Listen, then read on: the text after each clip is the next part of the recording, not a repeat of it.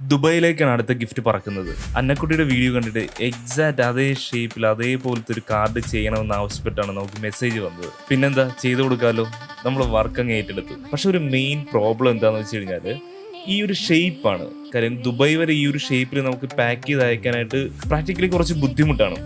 അപ്പം നമ്മൾ ക്ലയൻറ്റുമായിട്ട് സംസാരിച്ച് അവസാനം ഒരു തീരുമാനത്തിലെത്തി. നമ്മൾ റിട്ടേൺ ഗിഫ്റ്റ് ടൈ ചെയ്ത് എല്ലാം സെറ്റ് ചെയ്ത് തരാം. ആ ഒരു ഷേപ്പിൽ ഫോൾഡ് ചെയ്ത് വരാം, നമ്മളെല്ലാം സെറ്റ് ചെയ്യാം. ലാസ്റ്റ് ഒരു ടേപ്പ് മാത്രം ഒട്ടിച്ച് കഴിഞ്ഞാൽ ആ ഒരു ഷേപ്പിലോട്ട് വരുന്ന രീതിയിൽ എല്ലാം ഓക്കെ ആക്കി തരാം. അത് അവർ ചെയ്യാമോ എന്ന് ചോദിച്ചു. അവർ ഓക്കെ പറഞ്ഞു. അങ്ങനെ നമ്മൾ ഗിഫ്റ്റ് എല്ലാം റെഡിയാക്കി. സമയം വളരെ കുറവായിരുന്നത് കൊണ്ട് തന്നെ അവർക്ക് നേരിട്ടൊന്ന് എത്തിക്കണമായിരുന്നു, പാലയിൽ എത്തിക്കണമായിരുന്നു. ആകെ 2 ദിവസമേ നമുക്ക് ടൈം കിട്ടിയുള്ളൂ. അതിനുള്ളിൽ തന്നെ നമ്മൾ ഇതെല്ലാം സെറ്റ് ചെയ്തു.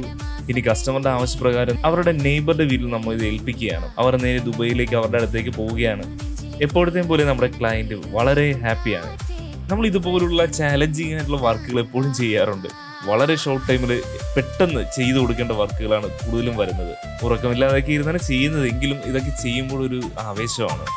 കസ്റ്റമറുടെ ഒരു സന്തോഷം, അവർക്ക് ഇത് ലഭിക്കുമ്പോഴുണ്ടാകുന്ന അവരുടെ ഒരു ഹാപ്പിനെസ്, അത് നമുക്ക് നൽകുന്ന ഒരു സന്തോഷം ചെറുതല്ല. അപ്പോൾ നിങ്ങൾക്കും റിട്ടേൺ ഗിഫ്റ്റുകൾ ആവശ്യമുണ്ടെങ്കിൽ സ്ക്രീനിൽ കാണുന്ന നമ്പറിൽ കോൺടാക്ട് ചെയ്യുക. റിട്ടേൺ ഗിഫ്റ്റ് ആവശ്യമുള്ളവർക്ക് ഈ വീഡിയോസൊക്കെ ഒന്ന് അയച്ചു കൊടുക്കുക. അപ്പോൾ അടുത്ത വീഡിയോയിൽ കാണാം. ബൈ.